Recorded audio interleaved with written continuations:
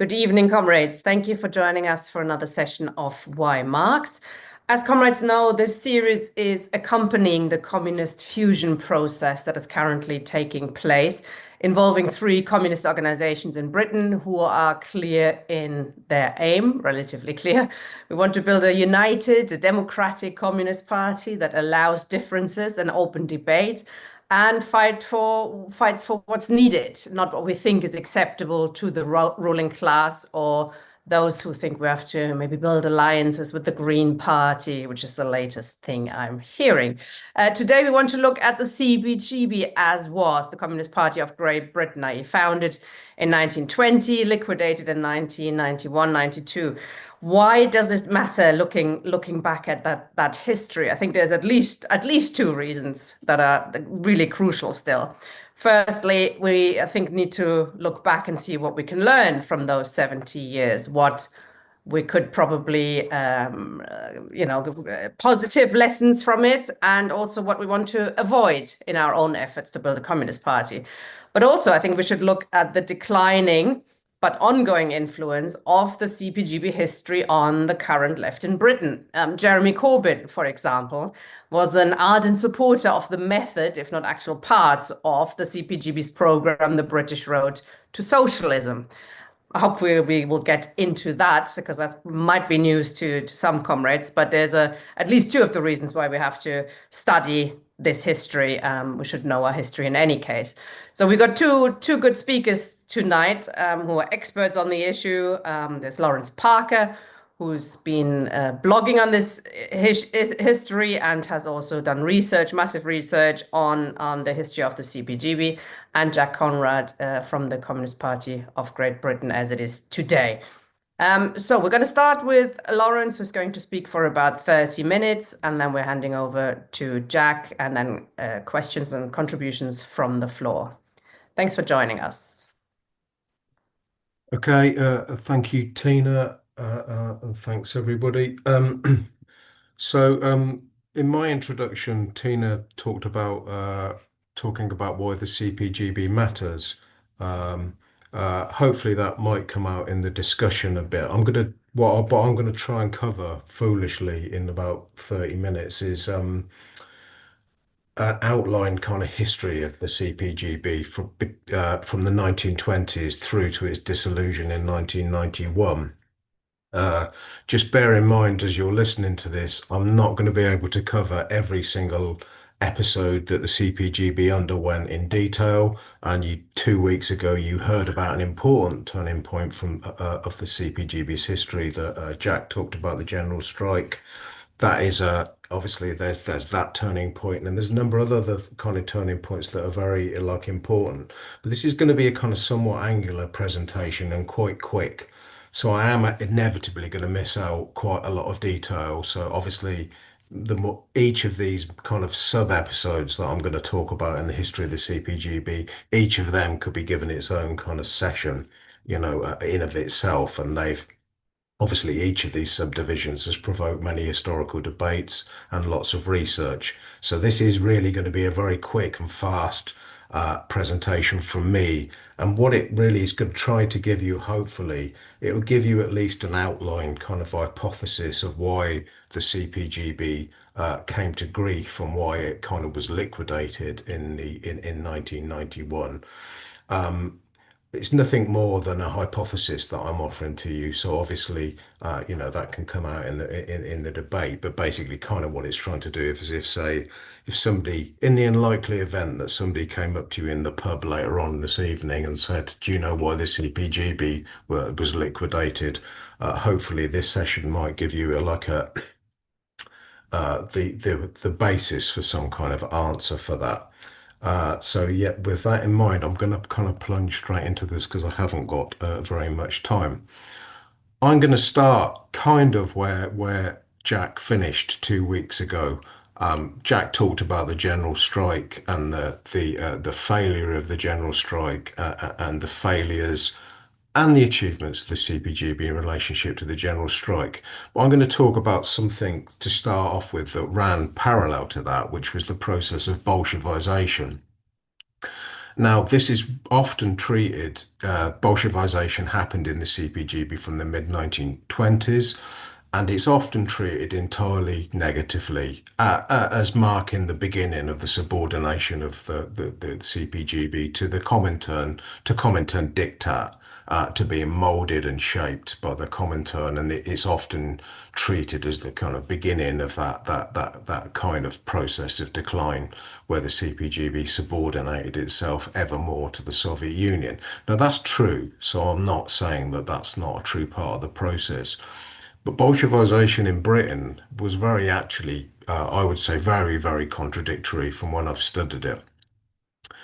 In practical terms, it did mean that the CPGB was more put under the microscope of the Comintern, and there was more Comintern involvement. However, not all of that involvement was negative. Some of it was, some of it kind of wasn't in the 1920s. But I'm going to leave that aside really and concentrate on the other kind of side of Bolshevization. In practical terms, the Bolshevization in some sections of the CPGB, it meant an attempt to win advanced workers to communism, and that was a kind of process that was kind of initiated, and it was partly kind of positive. And what I'm kind of thinking of in this period is the National Left Wing movement, which the CPGB launched in 1925, 26, to struggle inside the Labour Party, basically with a programme of democratic demands that attacked the British monarchical state. And the object of the National Left Wing movement was precisely to differentiate the CPGB and the communists from the rest of the Labour left. Previous to this time, the CPGB struggle inside the Labour Party had been much less well coordinated, much more mushy, and much more prone to opportunism. Actually, the National Left Wing movement, although again we're talking about something that's very contradictory and had very many negative points as well as many positive points, there was a clear accent on it that was healthy. The CPGB in this period also had an effective weekly paper, the Sunday Worker.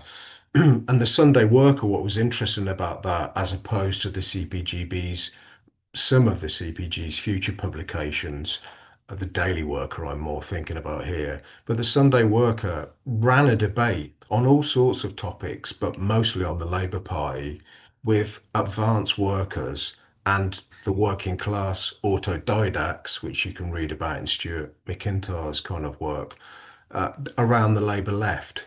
And so the CPGB was actually debating with a comparatively advanced constituency of workers who'd had some education in the politics of Marxism. We're talking about workers who were in organizations such as the ILP, and that were around the plebs movement and all sorts of other kind of cultural organizations. And the Sunday Worker was a paper of debate. And when the CPGB decided to wrap up the national left-wing movement in the end of the 1920s, in the columns of the Sunday Worker, you can see all of these the non-CPGB left debating with the CPGB, and you can see reports of the Congress at the end of the national left-wing movement where some of the rank and file of that organization, non-communists, didn't want it to be closed. And they argued in a kind of Marxist kind of idiom. So in a sense, the and this happened in the kind of the second half of the 1920s up until about 1929, when the CPGB closed down the national left-wing movement and closed the Sunday Worker and then launched a daily paper, the Daily Worker.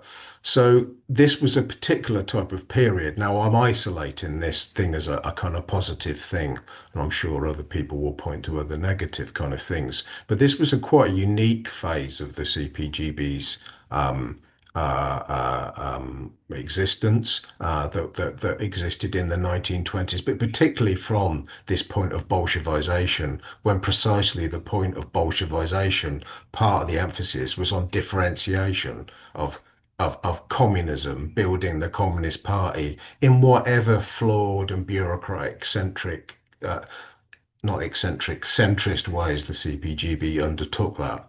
So I'm pulling this Bolshevization kind of period out and the work inside the national left-wing movement as a kind of contrast to what came afterwards. And we're going to move on very quickly into the third period, which followed on from the period of the national left-wing movement. So the third period was in the late 20s and early 1930s.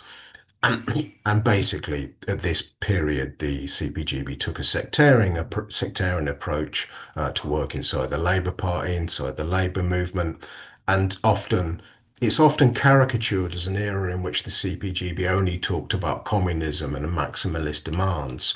In fact, though, if you look in the third period, the CPGB turned its back on the kind of constituency it was talking to in the earlier part of the 1920s of advanced workers, and instead it looked to undercut the mainstream of the labour movement with a kind of unremitting diet of immediate agitational demands aimed at the proletarian broad mass. So that's often you'll often see this type of politics inside the third period. You can see it in the Class Against Class electoral program in 1929, where yes, you do have a lot of maximalist communist demands, but all these programs and mini programs, as perhaps you could just about call the 1929 Class Against Class, although it was actually an electoral document, a document for the general election. So the CPGB always put the accent, and this remained true throughout their history from this point onwards. There was this idea that the you had the big labour movement battalions to your right in the trade unions and the Labour Party, and the way fundamentally to undercut this was through agitation. It wasn't through in the proletarian mass movement. It wasn't about propaganda. It wasn't primarily about propaganda. It wasn't primarily, and the CPGB stopped engaging with this constituency of advanced workers, although inevitably the reality of it was that this was their readership to some degree. What also became apparent in the late 20s and 1930s is that and particularly as you go into the late 1930s, it became more difficult for the CPGB to attempt to win the hearts and minds of the working class with what Harry Pollock called the gleam of socialism in the Soviet Union. This faded in relative importance.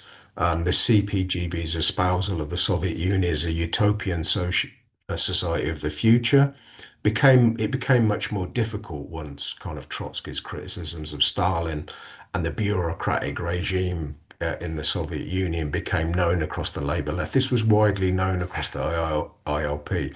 Now, it's perfectly true to say that there was also supporters of the Soviet Union in the British Labour movement who were non-communist. Everybody knows about the Webs, Soviet communism, the new civilization question mark. They dropped the question mark from the later edition, and there were lots of people attracted to the idea of the Soviet Union's so-called planned economy as capitalism was moving into crisis in the late 1920s. And you can read all about those. Paul Fleurs has got a book that deals with this kind of issue that I recommend that you read. But it became much more difficult by the late 1930s to hark really to the Soviet Union as some kind of alternative society when you've got a society that's undergoing show trials, purges, and these were widely reported upon in the bourgeois media, in the left media. So this was a challenge kind of narrative, and it became more. It's not that the CPGB, of course, didn't proselytize for the Soviet Union in an attempt to like win people with ideas of social progress, 1 million tractors built in 1932 and all that type of stuff, because it did. But it just became much more difficult to really like pose that as a future alternative for the CPGB. Hence, when we go into the Popular Front, The Popular Front, obviously, there was a big shift over to the shift for to towards bourgeois, progressive kind of politics of peace. Okay, with the idea which was to build a peace front with the Soviet Union, so that pushed the CPGB to the right to try and get different groups to the right to work with them to build this pro-Soviet peace front against Nazism or whatever it may be. But the underlying thread of the CPGB's domestic politics didn't change. And if you look at the way they explained their work inside the Popular Front, is they're still in agitational mode. They're still about appealing to kind of basic economic demands. And when they did kind of work inside the labor movement and other movements for peace, they tended to boil it down to the most simplistic agitational kind of slogans. And by like 38, 39, if you read the Daily Worker, it's quite depressing because it's kind of very low level, you know, peace politics. Well, they'll join anybody who's kind of willing to be on a platform with a communist or willing to say nice things about the Soviet Union or that Britain should ally itself with the Soviet Union in a diplomatic pact. But the fundamental thrust of this is agitational. And again, the whole like notion of advanced workers dealing with the process of differentiation of communism, amongst an educated group of workers. Although this did happen, and the CPGB was primarily an organization of educated autodidacts, the same as the others, the emphasis on that in popular terms inside the CPGB was very weak. So we've come now on a white kind of knuckle ride through the 20s and 30s, and this kind of reaches its apex in the CPGB when it comes to draw up its draft program of 1939. It was a draft because it never came to fruition because of the Second World War and other events which I don't have time to go into. But when you look inside that draft program, there were two processes inside it. One was the kind of old uh, uh, programs of the RSDL, Lenin's RSDLP of the 1903 and kind of later, which had an impact and which they talked about. They were also influenced by the programs of German social democracy. And you'll see inside the draft program the demand for the workers' democratic republic and an accent upon democratic rights. But the other half of the draft program was just flooded with agitational demands, and a much more basic kind of cut down, cut price kind of program for dealing with the immediate impact of the Second World War. And when the CPGB covered this draft program, that's on the immediate parts, the agitational parts, and the other stuff about their demand for a workers' democratic republic, that was all inevitably sidelined, and this program died a death anyway. Inside during again, we're going to leap on very quickly. During the Second World War, there were a number of interesting shifts that happened inside the CPGB. They kind of had a they kind of had an inkling of what an alternative uh, uh, mode of the party might be during the Second World War, in that you had a situation that after 1941, the Soviet Union was the ally of Britain during the Second World War. So the Soviet Union suddenly became popular, and that fed through to the CPGB. The CPGB grew from something like 20,000 members in 1940 when it was opposing the war to 45,000 at the end of the war, and it had even been higher. It had even been 56 in 1942 when the Soviets had victory at Stalingrad, and I was going to say kind of defiance of the Nazi regime, but that sounds like I'm kind of making a fetish of it. I'm not. I don't mean to do that, but what I'm trying to get across is Stalin and the Soviet Union were incredibly popular amongst and feted on the BBC, etc., etc., etc. And the communists became kind of popular because they were swimming with the tide. but their politics during the Second World War were like piss weak kind of reformist kind of politics, opposing strikes, etc., etc., etc. But it did give them a kind of future vision where they're swimming with the tide. The Soviet Union's popular, so that there was a kind of this, and that became apparent as the war came on, and they did discuss. There were apparently discussions on liquidating the Communist Party in some form, but it gave them a vision of being an alternative to what, not a communist party that was out to struggle for an alternative communist society, but something like a reformist organization that was a pro-Soviet reformist organization and that could link itself to other so-called progressive forces, including conservatives, Churchill, who were also on the Soviet Union side. It gave them a type of alternative a vision for their party, really. And this kind of did come to fruition in post 1945. During the 1930s, the Communist Party had sent, in the second half of the 1930s, the Communist Party had sent large amounts of its cadre inside the Labour Party.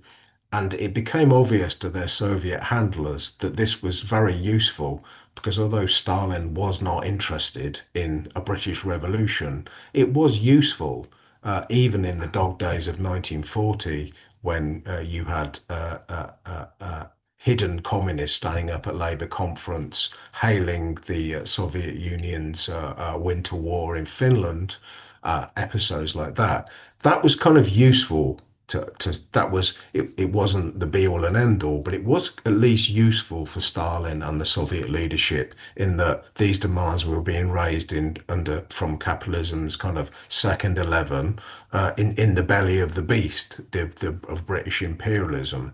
That was useful. And then what happened after the Second World War in the 1945 election? So yes, two open communists were elected to Parliament alongside about a group of 10 or others that the CPGB headquarters was laughing on election day, according to what an insider, Douglas Hyde, who worked on the Daily Worker and wrote a famous book called I Believed. He said they were laughing on election day because suddenly they realized that 10 or 11 of the Labour MPs were crypto communists, communists in all but name, members of the party. That actually became useful in the opening stages of the Cold War. As I say, Stalin's Soviet leadership was no longer interested in a British revolution. However, having a ginger group of like Labour and Communist MPs voicing all the foreign policy concerns of the USSR in the British Parliament, that's useful. And when it began to influence a bigger block of Labour members like Kony Ziliakis and others who weren't exactly crypto-communists, but very sympathetic, when it began, say, the bloc, I can't remember what the exact figures have been put on this, but there was about 50 or 60 Labour MPs in Parliament in the 1945 Labour government who were kind of broadly pro-Soviet. So this was useful to Stalin, incredibly useful, and this was really the future vision of what the Communist Party was meant to be inside the British road to socialism. However, Clement Attlee's Labour leadership moved to expel this bloc of pro CPGB Labour sympathisers, such as Dennis Pritt was one of them, the lawyer Dennis Pritt. And this group was excluded from the Labour Party, and it failed to win any seats in the Labour Independent group. There was 5 of them in the end. So this bloc was broken up and smashed by Attlee. But despite its defeat, and this never reappeared again, the communists never had an MP after 1950, and this bloc never appeared in British politics. There were pro-Labour MPs, pro-Soviet Labour MPs, but there was never anything like this bloc that had appeared. But despite its defeat, it was this strategy that was enshrined in the CPGB's 1951 British Road to Socialism. This was basically what the British Road Socialism does, is it tries to bring to life in programmatic form this idea of a Labour communist bloc, and in the British Road to Socialism, rather than just being a pain in the arse to Clement Attlee and voicing Stalin's foreign policy, the whole idea behind the British Road to Socialism is so-called Labour government of a new type. So a Labour government of a new type existed by various communist MPs, left Labour MPs, enacting the first steps of a parliamentary kind of path to liberation in alliance with the Soviet Union, which by 1945, by the way, had its tanks on the River Elbe in the centre of Europe. This is the kind of perspective. What I want to get across to the listeners really is that but already in 1951, when this program's adopted and agreed to, Stalin tells Pollitt that this here's our program, and Pollitt agrees to enact this. It is summing up what's happened in the previous years, but this is dead. This has already been smashed up. The Communist Labour bloc has already been gone, and it's a bit of a fantasy that the CPGB. So already by 51, the CPGB's domestic strategies is smashed. And so I'm going to very, very quickly move on in the last bit of this to the kind of final years. So so we have this idea that the CPGB's got no strategy now. It has got a strategy, but it's a kind of an idea of something that's already gone and ceased to be. But by 1956, the crisis year of international communism, the CPGB was effectively defeated. So its strategy was in tatters. Despite this strategy, as Tina said, even though this strategy was in tatters, the idea of a succession of left-moving Labour governments, always been the strategy since then of the Labour left, right up until Corbyn. But in 56, the CPGB's association with the Soviet Union, which had already looked a bit iffy during the Cold War, it now became thoroughly kind of toxic after Khrushchev's revelations about Stalin's dictatorship and the Soviet Union's intervention into Hungary in 1956, which stepped up the Cold War a notch. And now the party began to be it was by this point being routinely demonized in the bourgeois media, and there was a certain purge of communists in the civil service on an earlier period. And the Soviet Union was, of course, the force that the CPGB was meant to be serving with the British Road to Socialism, i.e., pro-Soviet, non-revolution reformism through the bourgeois institution of the Labour Party. The Soviet Union's just become a thoroughly toxic institution and a state, and not just among Labour Party members or bourgeois society, but also among communists as well. Obviously, the CPGB shed about 25% of its 20% of its membership during 56 and 57, something like that. I can't remember the exact figure. So I'm gonna jump forward now into the 60s and 70s and talk about the CPGB as what I call the right centrist leadership of the CPGB in the 1960s and 70s. So by this point, its leadership was it was rightist in the sense that it was always on an opportunist political trajectory. It was always looking to weaken the pulse of its politics. But it was the leadership of the CPG was centrist, right centrist, because it also had to preserve the party, at least for a period, in order to retain its own position and status. Um, its aim was to keep its prestige and authority and relative power intact. Unfortunately, part of its authority was based on the Soviet Union and the leadership of the Soviet Union. It was also based on the Soviet Union having to sub the party serious money after the shortage in Jews, after they lost all the membership exodus in 56 and 57, and it relied on Soviet money to support the daily worker. But also as well that unfortunately for the CPGB's leadership, most of the rank and file of the CPGB that was left after 56 was probably even it had a left and centre that were firmly pro-Soviet, and probably the majority of the party was still fairly pro-Soviet. So the CPGB wants to preserve itself, but it can't really step away from these kind of intricate relationships.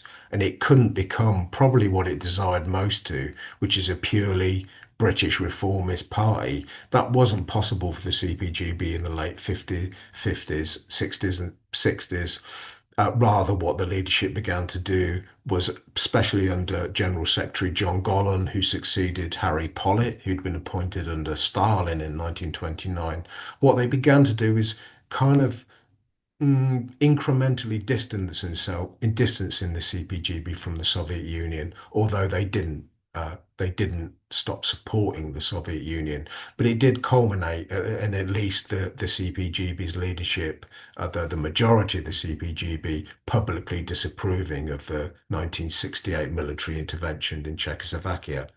So in the last 5 minutes of this, I'm going to cover briefly what happened at the end of the CPGB. So in the 70s and 80s, we had the rise of what was known as the Euro-communist faction, which is a complicated subject. But in the 70s and 80s, the right centrist leadership sponsored and fostered the rise of this faction of younger, generally younger Euro-communists through the party machine. Um, Eurocommunism had a kind of ideological lineage that kind of emanated from Togliatti's Italian Communist Party, and they kind of stressed the idea that national communist parties should have autonomy, which they called polycentrism, from the Soviet Union.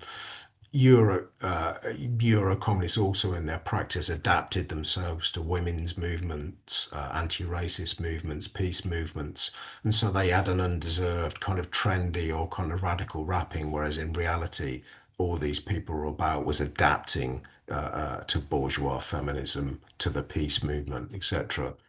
But absorbing and making use of these currents was useful from the CPGB's elderly leadership's point of view, because it allowed it to start projecting an image of being, more national, progressive, and in kind of in tune with the times, while also clinging on to some of the party's ideological heritage. Eurocommunism, what so-called polycentrism and Eurocommunism wasn't very original, given that it was a reworking of the national roads to socialism idea that had actually been pioneered by Stalin himself when he oversaw the 1951 British Road to Socialism. And Stalin, Union, gave a lot of publicity to the British Road to Socialism as a kind of model road for other communist parties in the West and elsewhere, and in places like South America. But by fostering the Euros, as this faction became pejoratively known in this manner, the older right centrist leadership could also usefully play that faction off against the Brit CPGB's pro-Soviet left. The pro-Soviet left, which was on the left of the party, which had a kind of subjective, kind of revolutionary stance on many issues, but was firmly supportive of whatever Soviet leadership was in control at that point. This was firmly embedded into the party by the 60s, and that had its own alternative chain of command, and that's where people like Jack started their careers in communism. In the CPGB's other crisis year of 1977, 57 and 77 were the CPGB's crisis year, when the party's left and centre left was kind of in rebellion against a new draft of the British Road to Socialism. The older leadership kind of attempted to act as a broker between the left and the younger Euro communists. And if you watch the television programs that were produced at the time by Granada TV, Decision British Communism, it's called, you can find one of the episodes on YouTube. You can see the older right centrist leadership having to throw a few bones to the pro-Soviet left, given that quite a lot of the pro-Soviet left had left in 1977 and decamped to form. They were led by the Surrey CPGB, and which would form something with people from other areas of the new Communist Party. And this holding pattern, which is what it is, this kind of the idea of the old Stalinist leadership, you could call them that, I suppose, as a rough shorthand. their holding pattern, which was balancing them out as a sort of Bonaparte amongst these various factions, that became untenable by the 1980s. And I'm reaching the end, you'll be glad to know. So I'm going to talk briefly about the 1980s, and we're going now towards the liquidation of the party in 1991. The old right centrist leadership's Achilles heel was that its continued survival relied upon it being tolerated by the pro-Soviet left and by the Soviet leadership. By the 1980s, this was unlikely to appeal to a rightward shifting Labour movement, or the kind of shift to the right that was happening, say, in the Labour Party from the kind of mid 1980s.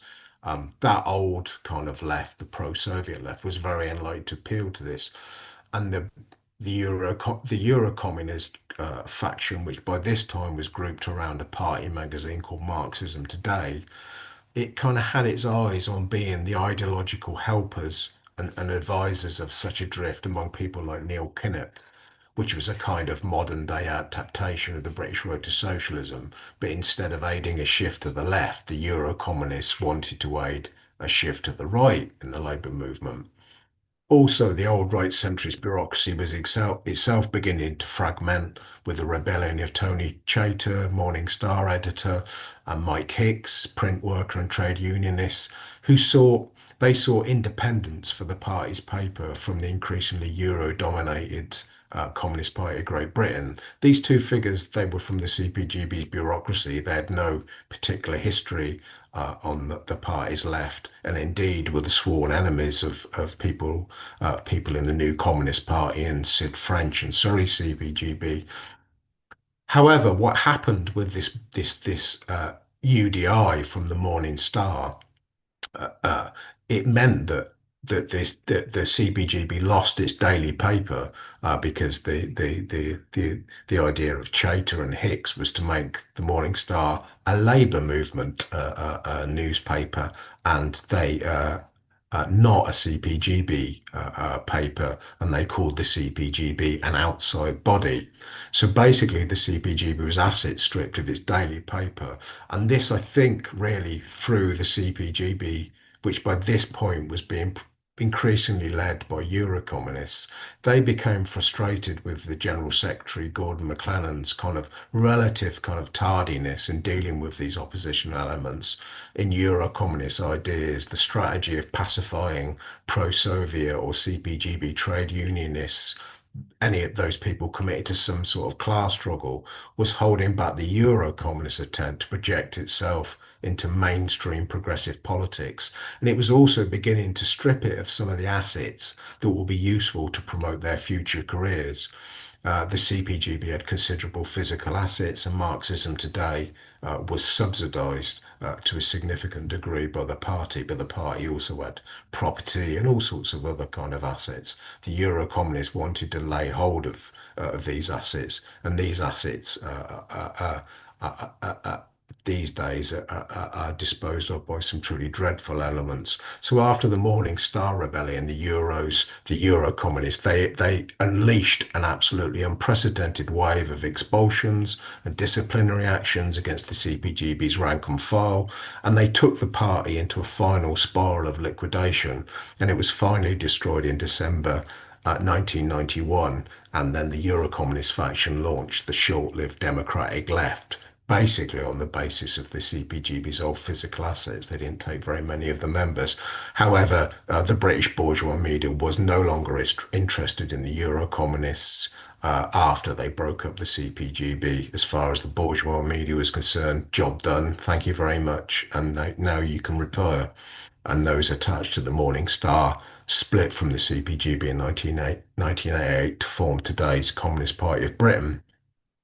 So I'm finally going to just conclude this. So the destruction of the CPGB is a demonstration of the inherent unsustainability of Marxist organizations that are precluded from being able to herald the good news of communism and an alternative society.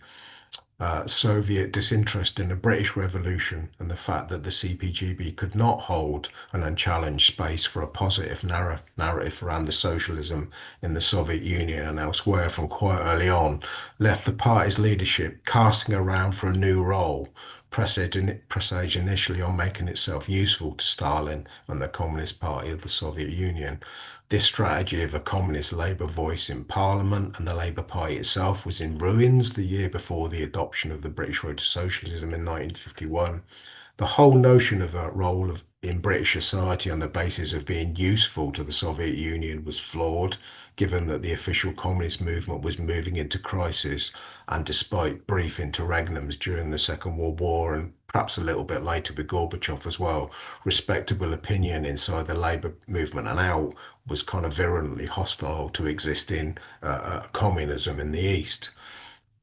So liquidation of the early revolutionary potential of the CPGB was actually a critical factor in its downfall. It had no specific role.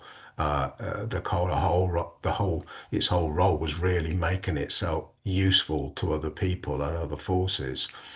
Other paths of becoming a junior kind of British reformist party or a helper of a failed Soviet experiment left it bereft of identity and purpose. So it was this that really played out after 1945 and led to the liquidation of the CPGB. And I'll finish that there. Thank you very much, Lawrence. Very, as you said, a white knuckle ride through the history of the Communist Party, but very, very interesting. And after Jack has spoken, I'm going to ask some questions, and other comrades, I'm sure, has also got some comments there. I should say we are going to look at the Soviet Union, the Russian Revolution, in the next few sessions. So there's a bit of a chat and discussion there going on. We'll touch on it, no doubt, but we will visit that question in more detail in some of the future sessions, just to let comrades know. Over to you, Jack. Thanks very much, Lawrence.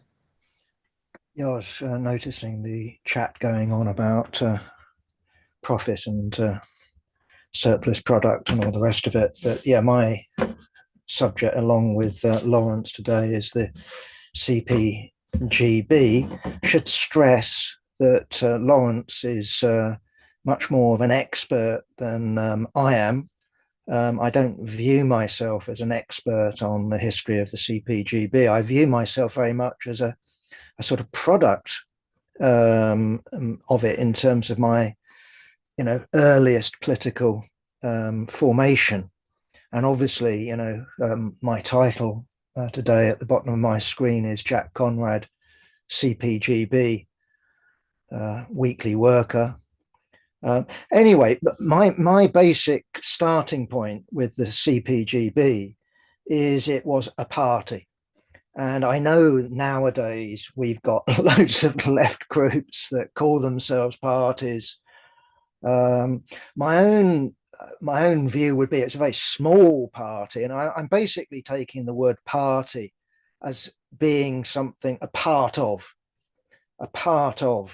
So it's actually a part of the working class. And I think I would make the argument that in 1920, it was the advanced part of the working class. And I would actually make the argument, good, bad, and indifferent, is that it remained part of the class. Excuse me. I'm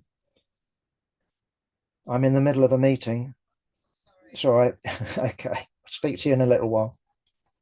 I would make the argument that it remained a class party towards the end, until towards the end.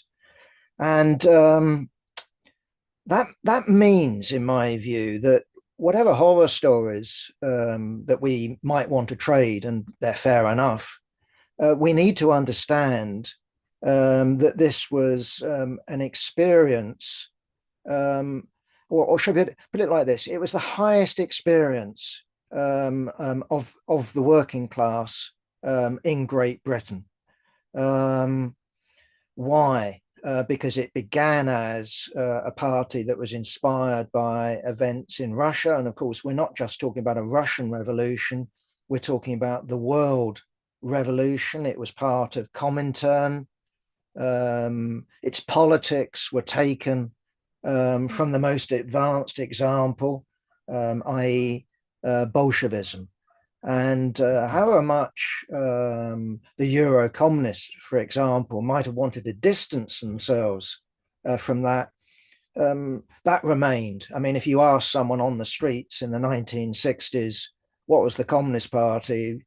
The chances are they would start talking about the Soviet Union, the October Revolution, or something like that. They're much more likely to talk about that than they would the British Road to Socialism, or Lawrence's, what was it, 10 MPs, whatever it was, after 1945. It was the Soviet Union. It was the Soviet Union that people would have thought.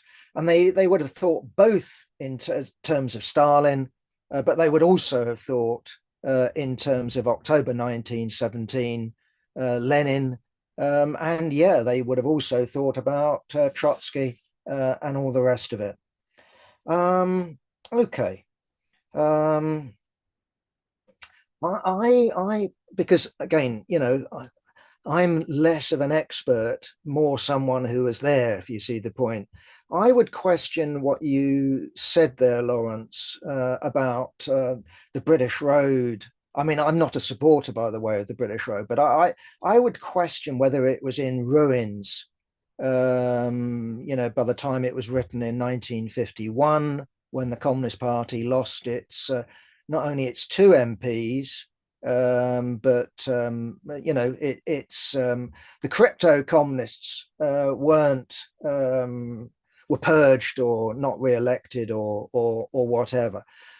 My own experience was that at a local level and at a national level, the Labour left was guided by the CPGB. The Labour left, I mean, there might have been elements that didn't think this, but the Labour left in general took its political lead from the CPGB.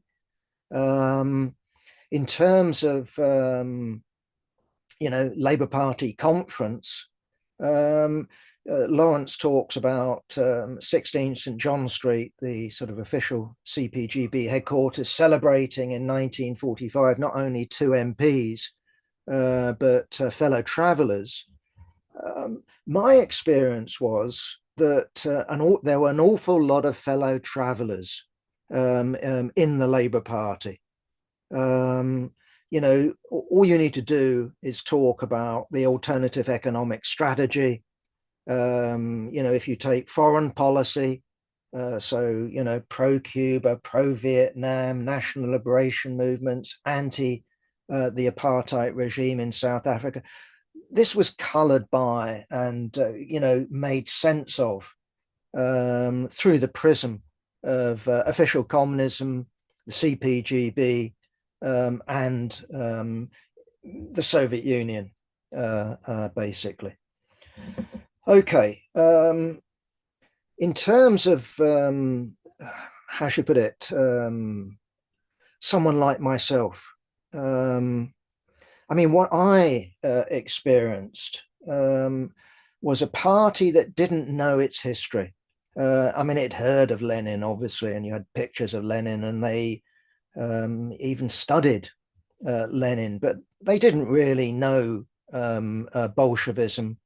Really, where their history began in terms of this is the stuff we put into practice, really was 1935. Dimitrov's speech. We forgot all about Stalin. Dimitrov's speech, the Popular Front. This was the British Road to Socialism. This was the official Communist Party. And it was really also the oppositions in the official Communist Party too. So in terms of, their thought world, this is where it all began. And what I find somewhat hard to explain, somewhat bizarre, is that at the time, Trotsky, I mean, okay, as an analogy, it's not an exact fit, but it will do. He described Dimitrov's speech. He described this turn towards popular frontism as the equivalent in terms of the official world communist movement as 1914, August 1914, as far as official social democracy was concerned. For him, a class line had been crossed. There was a qualitative a development as far as he was concerned. And I wouldn't argue with that. I wouldn't say it's the same as 1914, but nonetheless, the point is still there. What I find quite bizarre is latter-day followers of Leon Trotsky put into practice and just don't question those sort of politics. Of course, they don't reference, 1935 and Georgy Dimitrov, but that's what they do, the Anti-Nazi League. It's what the Mandel Fourth International does. There are very few exceptions now on the left that view class collaboration with the petty bourgeoisie or the social movements are somehow intrinsically problematic. Either way, what I want to really get to is the fact that the Communist Party, at least when I experienced it, was a seething mass. Maybe the mass is a bit of an exaggeration. I think there were 30,000 members, just over, when I joined. But anyway, the point would be that it was riven with factions.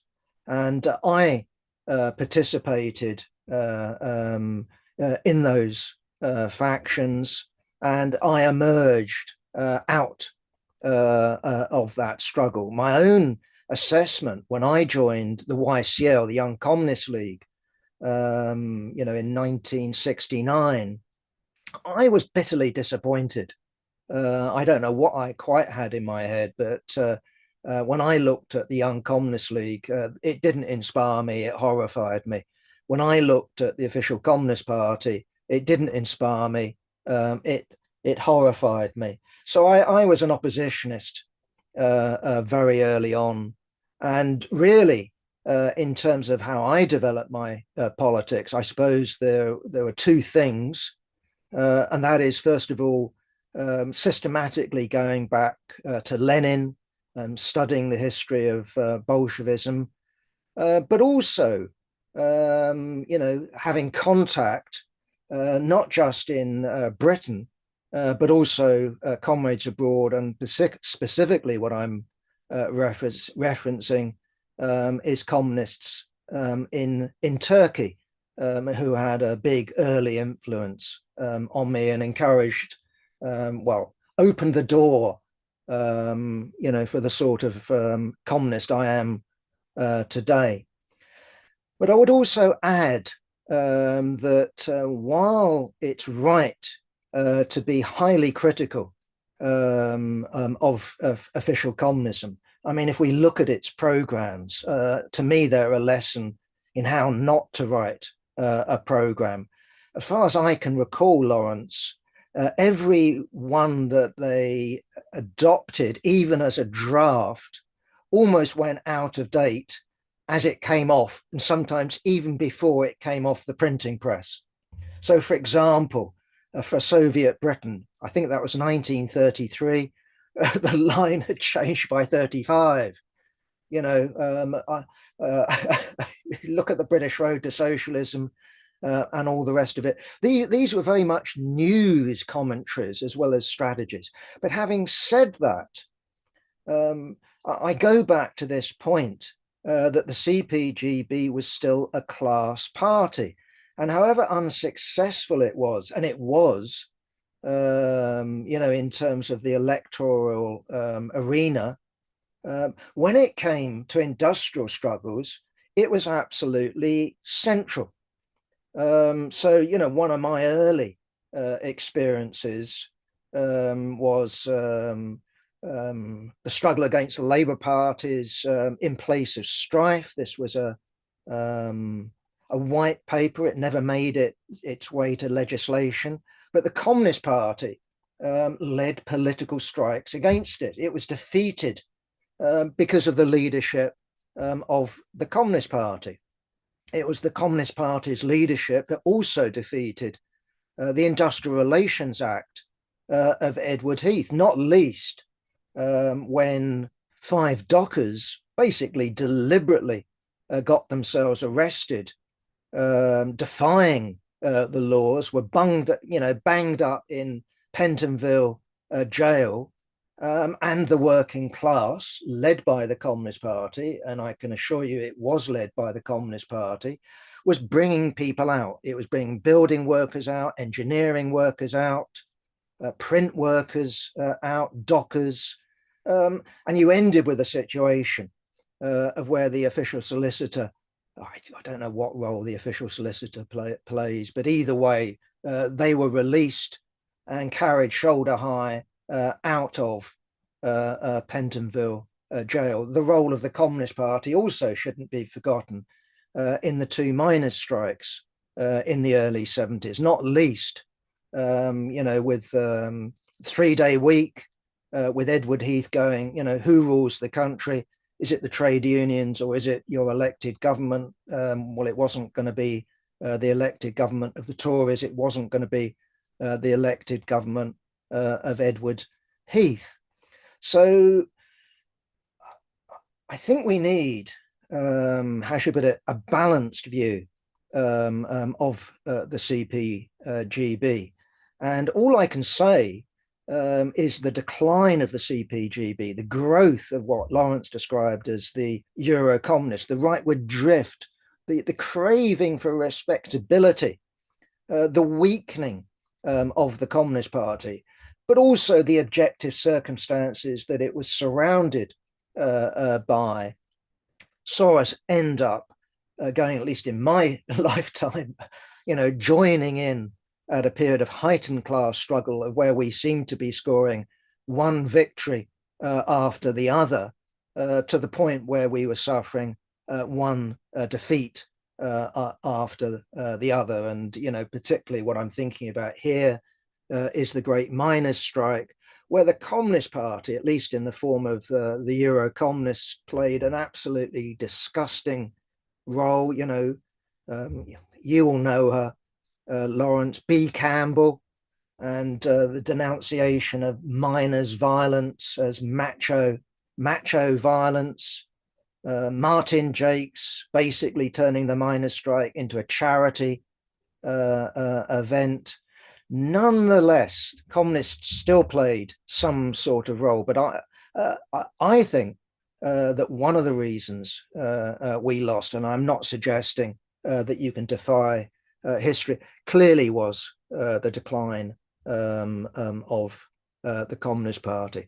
Now, I'm going to finish with this, that you can be a class party, and if you take your lead from what was going on in the Soviet Union, and they were actually still doing that in spite of denouncing the Soviet intervention in Czechoslovakia in 1968, because the whole of the strategy was based on the growth of the socialist countries. Well, it was quite clear that if you look at the so-called socialist countries, if you look at the Soviet Union, it's quite clear that,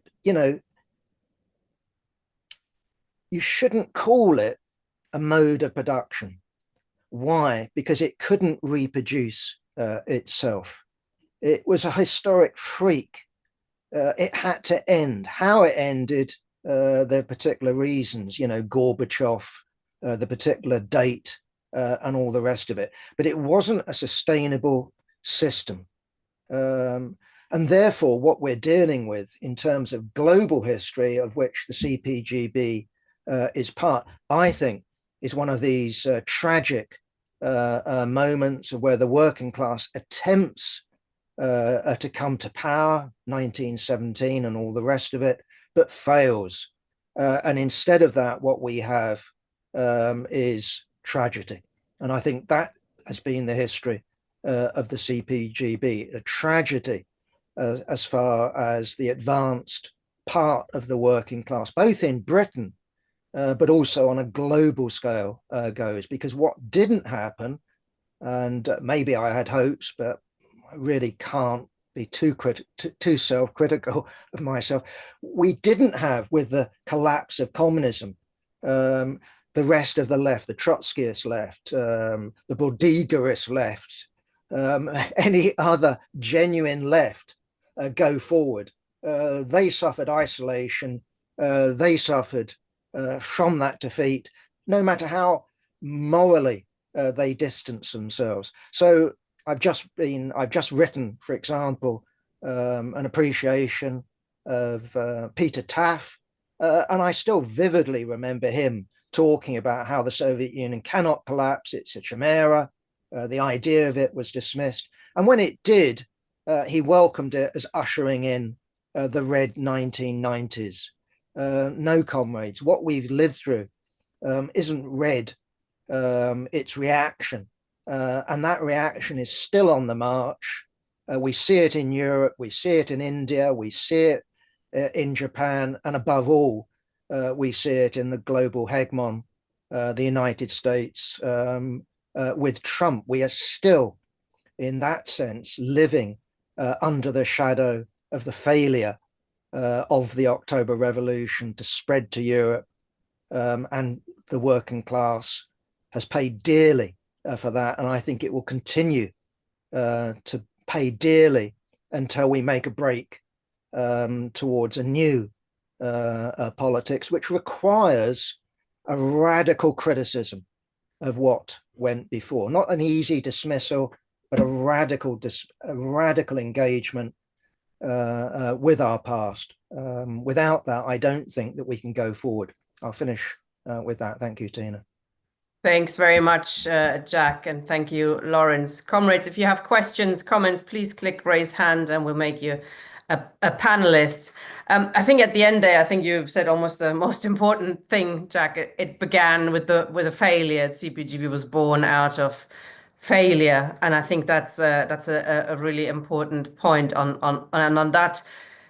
Really, my first question. I mean, the CPGB immediately went into Comintern, was a member of Comintern, and membership of Comintern required that you ban factions. You don't, you have a militarized party structures, very, down from the Soviet Union, but then also in Britain, down from the party leadership, etc., etc. So no internal differences allowed, etc. What we do, we are basically a fan club of the Soviet Union, and you have to obey the orders.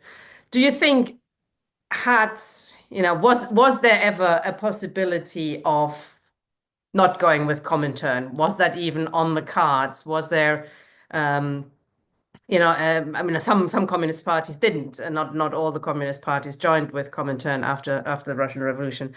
And, could it have developed into something more healthy, or was it so linked to, the experience of the Soviet Union? It wasn't a possibility. And then, the question is, I mean, you mentioned you joined when it was riven with factions, so illegal factions, clearly, but what if a party with open, the kind of party we're trying to build now, which has factions, which allows factions, could that have played a different role in the history of, that important period? That's my question to you first, Jack, and I'm going to ask Lawrence one as well, if you could answer it. Yeah, useful questions, Tina. Thanks. Lawrence, again, will be in a much better position to answer the first one. You talked I mean, I've only read bits, you know, for the Sunday Worker, but I get the impression from what you say, but also from my own looking at things, there were debates, there were differences. The CPGB shouldn't be thought of, I think, throughout its history as some sort of dead, inert body with orders coming down from on high. And, you know, somehow the membership were just a bunch of, I don't know, automatons.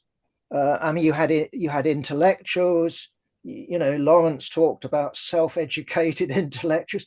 These people would argue, you know, they would sit in a meeting, they would sit in the pub, they would be in a trade union. You know, they were not, conformists. You know, they were some, you know, the people I met when I joined, although I found it disappointing, they're still some of the best people I've ever met in my life, you know, in terms of people who are rooted in the working class, knew how to talk to people and knew how to lead people and also to learn. Okay. Comintern, I think Comintern was absolutely central to what the CPGB was. Without Comintern, it wouldn't have been the highest achievement with all the faults that we've talked about of the CPGB. I don't know what Communist Party didn't join. I mean, communist groups, maybe, you know, I don't know, Communist Workers' Party in Germany, blah. But these are all fragments that split off. Okay. Again, my reading, not least around the general strike, is that the advice, contrary to the myth, the advice coming from Moscow wasn't appalling. Often it was very intelligent. I think you first of all had Zinoviev. I think it's got a terrible reputation. I'm sure he was a very rude and obnoxious individual. That's what I've read. I don't know why he's got that reputation, but that's his reputation. But after that, you had Bukharin. And again, we can get into Bukharin alliance with Stalin, socialism in one country. Nonetheless, the advice that they were giving to the CPGB was to the left, and it wasn't stupid. It was well-informed, it was intelligent. Now, maybe when you get into class against class, it becomes very different. And actually, I think, and again, Lawrence, I'd be interested to hear your comments on that. My impression was an awful lot of people in the CPGB, I don't know about other parties, mouthed the slogans and then carried on with their day-to-day trade union work, for example. I know there was a split in the bus drivers union and in the mine workers federation, but in general, they paid lip service to it. Either way, the point I really want to get over is that these were lively individuals. So for every conformist you had, you'd have someone who definitely wasn't a conformist, definitely someone with all the limitations of that time could think. And I'll finish with this. One of our first recruits, Mark Fisher, who was on the leadership of the Young Communist League after we launched the Leninist in November 1981, used to make the point to me, and I think he had something of a point there. It's a counterfactual history, but he kept making the point to me, if only you'd launched earlier, then things would have been different. I don't think he would have stopped the liquidation of the party. But quite frankly, by the time we launched the Leninist, things were in dire straits. And we did recruit in the CPGB. And the people we recruited, it's quite interesting. Again, Lawrence, you would sort of see the reason for it. We tended to recruit old gits, people about my age, who'd experienced a third period and sort of liked it. And then we recruited people in the Young Communist League. And so Mark, for example, was kicked out of the Young Communist League, including with the votes of the straight leftists, because we were recruiting other leaders in the Young Communist League. There wasn't much left. But we also recruited people outside the ranks of the Communist Party on the basis precisely that what we needed is a party and not simply a confessional sect. But we've failed so far. And certainly our struggle in the Communist Party obviously failed, with the official liquidation of the Communist Party. But the sentiment that we represented as the Euros went into their Congress, I can remember it. It was held in the TUC in Congress House. We had a banner outside, "Long live communism," and that's still my view. They declared communism to be dead. Communism hasn't died because human beings are still not free. Thanks, Jack. Yeah, Lawrence, do you want to answer that as well, or talk about that question of factions, etc.? Yeah, yeah. I mean, Tina's right on one level. Yeah, there was no factions, and so where the factions are to exist, they would be illegal. But there was associations of like-minded party members in the 1920s, just as there was in the 1980s. That was kind of no different. But there might have been no factions, but you could certainly, obviously, there was a debate in the Sunday Worker, but also as well, what the debate that there was in the 20s, from what I've seen, tended to be squirreled away in quite obscure publications like Communist Review, where in outline you can see Dutt, Palm Dutt, who's the party's leading intellectual, pulling to the left. You could see so and so pulling to the right, and you can see that there was the two factions, unofficial factions of the CPGB in the 1920s. One which was kind of broadly uh, wanted to carry on working inside the Labour Party, and that was most of the old leadership who got shifted out in 1929. And there was also a kind of younger group around Pollitt,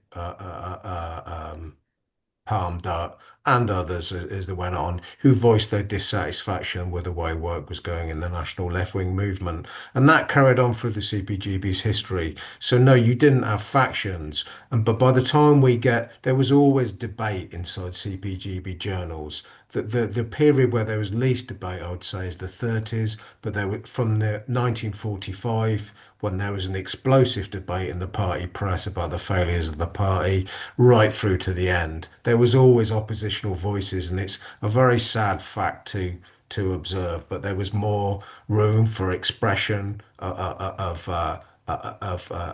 dissidents inside the old CPGB than there would be in today's SWP. That's that you had far more rights, and by the time that these big unofficial factions started to emerge from the 60s and 70s, that gave you a measure, like John would have had a measure of protection against his activities being curtailed because he was part of a bigger faction, and that matters actually. And the leadership knew all about all of that. They would have known exactly who John was, exactly that he was in affiliation with X, Y, and Z, and so it didn't kind of matter really because the factions were there. So yeah, you're quite right, Tina, in that there was no formal factions, but the informality of it was kind of always there.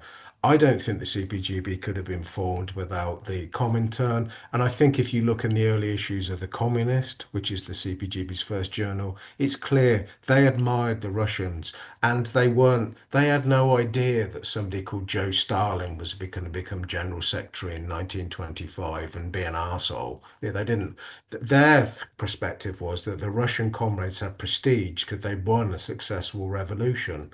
Lenin took his time with the left of the CPGB to debate out, and Lenin wasn't deemed to be a master strategist. He was deemed to be a good tactician, and that's why people like left-wing communism. So I think we shouldn't see things through the long end of the telescope. Also, as well, I do agree with John on the advice thing. So, for example, you can pick out the Moscow State Archive, you can look at a debate with Bukharin, who was soon to be deposed from the leadership of the CPSU, 1927, and he's debating with the leaders of the CPGB. Obviously, the third period has started to come, and they're thinking about yanking organizations like the CPGB out of organizations like the Labour Party. And Bukharin, yes, Bukharin has started to accede to some of the third period, and it's obviously going to the left, and obviously the CPGB is going to be drawn out. But then the CPGB, I think it was Gallagher, asked Bukharin a direct question, which is kind of listed, and said, Comrade Bukharin, would you then say that we should withdraw all our members and not vote for Labour Party anywhere? And straight away, Bukharin comes back and says, well, actually, you need to be careful. I wouldn't make a general rule. So even in the midst of going into like madness, and the Comintern told the CPGB not to close the national left-wing movement in 29, the CPGB decided to do that themselves. In amongst all the madness, it wasn't so bad in the 20s. I think that relationship only became toxic, fully toxic, somewhat later. The counterfactual history of the Leninists and other fascists is interesting. I suppose I took Marx's thesis that if only the Leninists could have been launched in 1981. I actually kind of used that in a book I wrote called The Kick Inside because I thought it was an interesting kind of thing. But I interviewed Mark about it and why he made that point. And what we're arguing here is why, why didn't any kind of left-wing oppositions kind of win in the 1980s? I think this is what we're kind of getting into here. And Mark just said to me that when he was a kid in South Wales, you could meet lots of CPGB members who were like kind of rooted in the class. They were members of trade unions, they were councillors, whatever. But he would meet also lots of people in the party who just described themselves as revolutionaries, of subjective revolutionaries, and he thought there were thousands. Now I don't know whether Mark's memory had got cloudy. So I do think that counterfactual thing is interesting, and it has to be said that before the Leninist, which I think was was a good. Yes, it failed, but it was a leap forward from what had gone before. The older factions, the pro-Soviet factions, pretty terrible politics, I have to say, and also themselves infected by opportunism, revisionism, and some kind of awful pro-Soviet politics on occasion as well. But yeah, that's it. That's all I'll say. Yeah. Thanks, comrades. Ian's got a question or a comment. Hello. Just two brief questions, really, mostly to Lawrence. The impact of the Hitler-Stalin Pact. I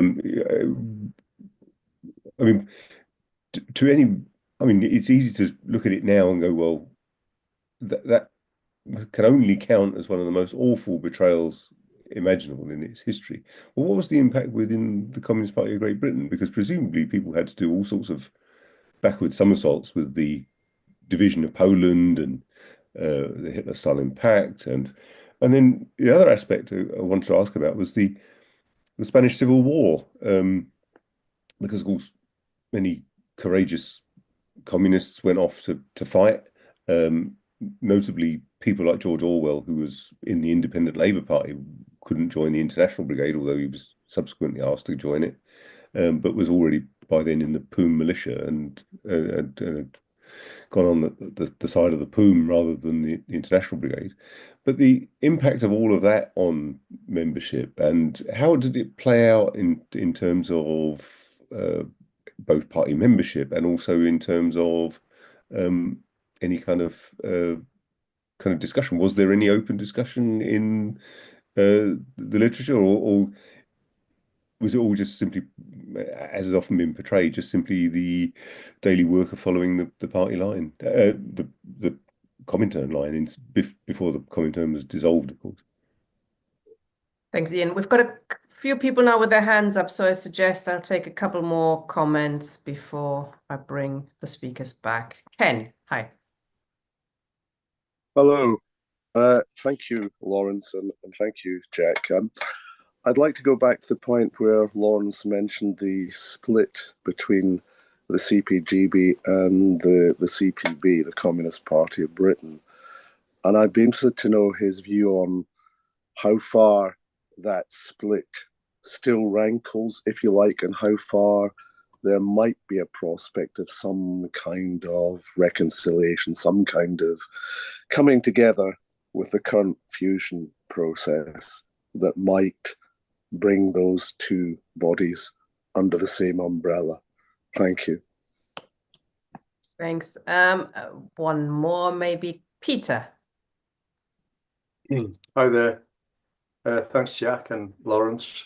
Just a question maybe to both of you, because it seems to apply. I just wanted your opinion on the broader issues of social democracy collapsing, as well as the Soviet Union, and how that manifested in the split with or the liquidation of the CPGB.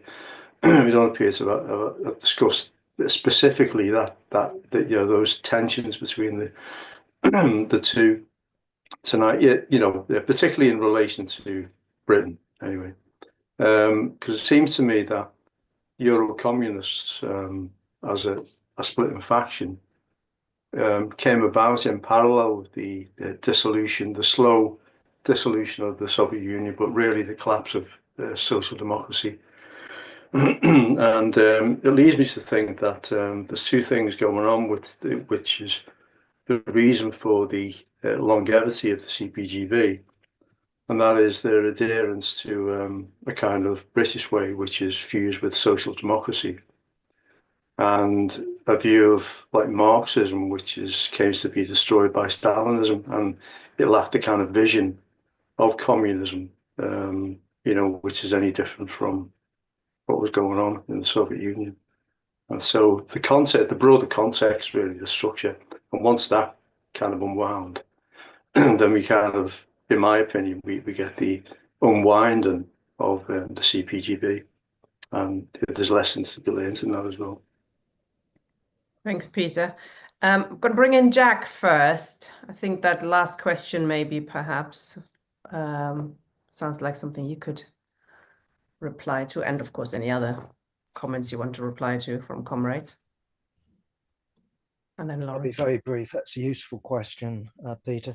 I mean, I think that it's undeniable that if we look at the decline of the Labour left, the collapse of the social democratic consensus, looking at, I don't know, Corbyn, people talked about him having a socialist program, but you can't be serious about that. I mean, quite frankly, Wilson was closer to reformist socialism, let alone Attlee. Basically, what Corbyn was putting forward was a kinder, nicer capitalism. I mean, that's the honest view. So I think, yes, what we're dealing with here is both the slow decline and final collapse of the Soviet Union, and tied to that, the official communist movement, but also tied to that, social democracy. I agree. And clearly, with the collapse of the Soviet Union, as far as the ruling class was concerned, job done. And the end of any substantive concessions, and then the time of taking back concessions that had been granted in previous period. Just in terms, I'd like to just touch on the Morning Star and the CPB. My own view, I mean, I think this is something for the future. My own view would be that, I think that it's an incredibly weak organization. And that's saying something when we look around the rest of the left, because the whole left is incredibly weak. I don't know, Ken. I mean, it strikes me that, for example, if we got a phone call, if we got an email from comrades inside the CPB, I would tell them to stay and fight, right? And I would tell them, urge them, advise them precisely to stay in and fight, but also to orientate themselves to what's going on in terms of forging communist unity. You can do both, you can chew gum and all the rest of it at the same time. But I have to tell you the truth about it. I am not particularly hopeful. I think we have to go through the existing left. How much of the existing left we win, I don't know. But yes, we need to go through the CPB. We shouldn't just dismiss it. It's got a daily paper. It still has some influence, but I wouldn't put my money on it. I'll finish with that, Tina. Thanks, Jack. Lawrence. So I'll pick up the things that Ian asked. Ian asked about the Hitler-Stalin Pact and Hitler-Stalin Pact of 1939. This was when the Hitler and Stalin signed a non-aggression pact, which basically allowed Hitler to go into Poland and the partition of Poland, and effectively, it was one of the, it opened up a gate towards the Second World War, and Stalin was deemed to have been doing a pact with the devil, because all Stalin was really interested in was keeping people away from the Soviet Union. Well, obviously, there was a huge impact upon the CPGB, which led to the General Secretary, Harry Pollitt, who was an advocate of the old CPGB's slogan of an anti-fascist war against Germany. He lost his post as General Secretary. J.R. Campbell, or I can't remember whether he was Daily Worker editor or not at that point. He also stepped back, and that those comrades both had to produced humiliating recantations to say how wrong that they were for opposing the CPGB's new anti-war line. As a result of the Hitler-Stalin Pact, the CPG then had to oppose kind of any war, oppose the imperialist war as they called it at that point. And there was a huge impact, and also that party's only MP, Gallagher, he actually agreed with Pollitt and Campbell and thought the new line. He argued internally the new line was nonsense, and and didn't like the pact. But he was allowed, actually, given he was their MP, he was allowed to. They were allowed to like hide that kind of issue away, and Gallagher wasn't publicly included in the humiliating kind of I was wrong kind of articles in kind of Daily Worker. So it had a huge impact on them.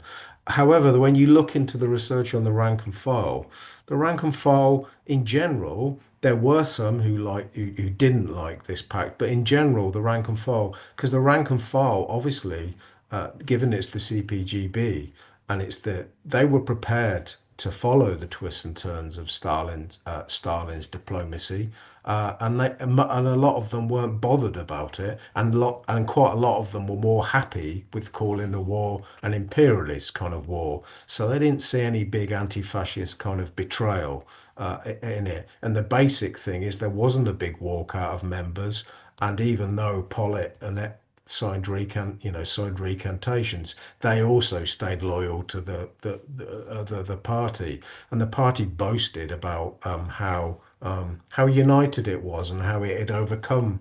Because obviously the bourgeois media commented a lot on this big spat because they'd got wind of it, and Pollitt being removed as general secretary, that was on the front page of newspapers. There's a famous photograph of him walking out of King Street after he'd been effectively sacked.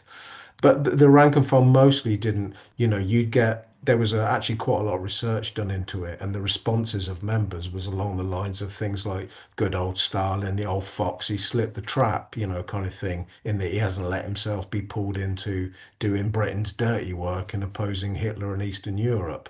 So, because it was an organization that had trust in the Soviet Union and trust in the leadership of Stalin. So surprisingly, and then you look at even, it's often thought that the intellectuals didn't like the Nazi Soviet non-aggression pact. That's not always true either. Some really disliked it, and some people around the people that they'd incorporated into the kind of Popular Front and the Left Book Club, there was a big fallout there. But some of the party intellectuals, like the writer Edward Upward, were quite happy with the new line and didn't. So in it, they were used to following the twists and turns of Soviet diplomacy. So a lot of them had followed the party from the third period into the Popular Front. Spanish Civil War, I don't know much about any internal opposition to that, Ian. It's an interesting question, and I don't know the answer to that, but I'll try and look into that and try and find something out. On the CPB, which Jack commented, I mean, I'd go along with what Jack said. If you're in the CPB and you've got oppositional thoughts, and yeah, you should stay and fight your corner inside the CPB or the YCL, and you should fight that out and orientate towards forging communist unity. I'm not hopeful like Jack. I'm slightly more hopeful about some of the younger comrades in the YCL who are at the moment on a receiving end of a big pushback after we had the episodes of like waving red flags and chanting Stalin's name a couple of years ago. They are on the receiving end of they are being pushed back against and they're being lent on. But what we probably all say to those comrades is really you need to develop some politics and develop your ideas. And if you say you're revolutionary, you need to start espousing revolutionary ideas. Waving red flags and all that kind of stuff is great, but it's not enough. And they're being found out, I think, and they're under pressure because they haven't got politics that are distinct enough from the CPB majority. And I find that the problem with the CPB, specifically to Ken, is that I'd find the reason I don't hold out much hope is the General Secretary of the CPB, Rob Griffiths, wrote a book a couple of years ago collecting his essays called The Gleam of Socialism, actually, it was called. It's interesting, and comrades should actually spend some time looking at it. But what's interesting to me is that we've discussed this, that the irony of the British road to socialism is, and I'd say this back to Jack, yes, it failed as a CPGB strategy, but it certainly became the ideology of the Labour left and an animating idea of the Labour left. That's true. But the CPB's just been through an instance where its programme, the British Road to Socialism, and it was very supportive of Corbyn, and very supportive of Corbyn, turned itself into like a flag waver for Corbyn really during those years.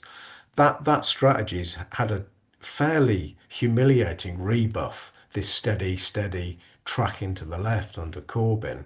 So that as a but Rob Griffiths in The Gleam of Socialism, bless him, says that there's going to be no strategic change or rethinking to the CPBs. Now, I think if you've had that kind of reverse and that kind of, and we all know here, like everybody on this call will know what the even pathetic though the Corbyn rebellion was, what a defeat that's been. To actually not have any rethinking, to not actually then begin to question programs like the British Road to Socialism. Didn't this make you think that the Labour left is always tied to the Labour centre, which is tied to the Labour right? Wasn't Corbyn in the pocket of his right wing effectively for all his leadership? There's been no rethinking. So, like Jack, I've gotten very little. Yeah, that's not a great kind of sign, but we just have to put our faith that the younger comrades do actually develop a proper rebellion and they orientate to forging communist unity, because you don't have to put up with the CPB if you don't want to. But as like I say, we wouldn't advise you to leave it, comrades. That's it. Not without a fight, for sure. Rafal, would you like to unmute yourself, please? Hello. I have a question to both panelists on, I think the topic was touched on earlier, but specifically on the straight left tendency within the CPGB. And because to my understanding, this was a tendency that was, reasonably significant, opposed to the Euro-communist liquidationist faction that was in the leadership, had I believe was fairly well organized in London, at least, but seemed to be completely incapable, and projected this image of being these very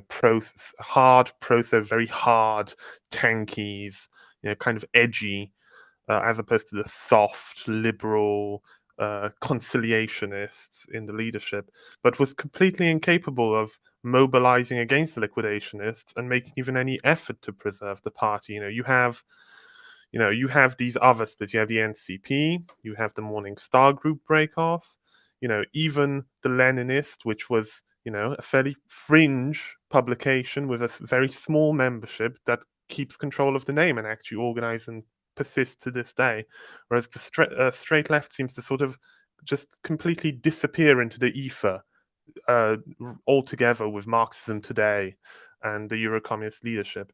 So is it a question of they never had a program and were not capable of ever standing up to leadership? Did the collapse of the Soviet Union shock them so much that they were just paralyzed? Was it a question of waiting too long, because the NCP breaks off sort of first, and then the CPB does with the Morning Star, and my understanding is that the straight left had viewed this as a betrayal, and were unwilling to go along with them and stayed in the CPGB. So did they wait too long, or were they hoping that it had, I don't know, had the NCP and the CPB group stayed within the party, could straight left have had a constituency sufficient to try anything, or was it always doomed? Thank you. Thanks, Raphael. Paul, please. Yeah, I'll have to excuse my voice. I've got a filthy cold at the moment. The Soviet-German Pact 1939 and the ensuing war on Finland actually played a major role, not so much in the Communist Party itself, as Lawrence said, it stayed pretty much together with the necessary demotion of Pollitt and Campbell over their support for the old line, which was rendered obsolete by the pact of supporting the war.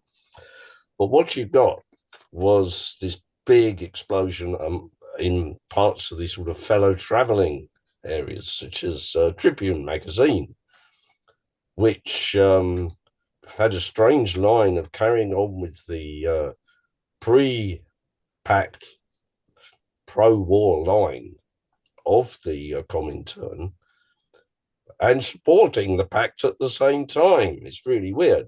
The guy in charge of Tribune at the time was a guy called Hartshorn, who was, as far as I know, either a member or but very close to the Communist Party. Connie Ziliakis, whom Lawrence mentioned, was the paper's diplomatic correspondent. He was responsible for this strange duality in the line. But eventually they came out against Soviet foreign policy with the invasion of Finland in end of November.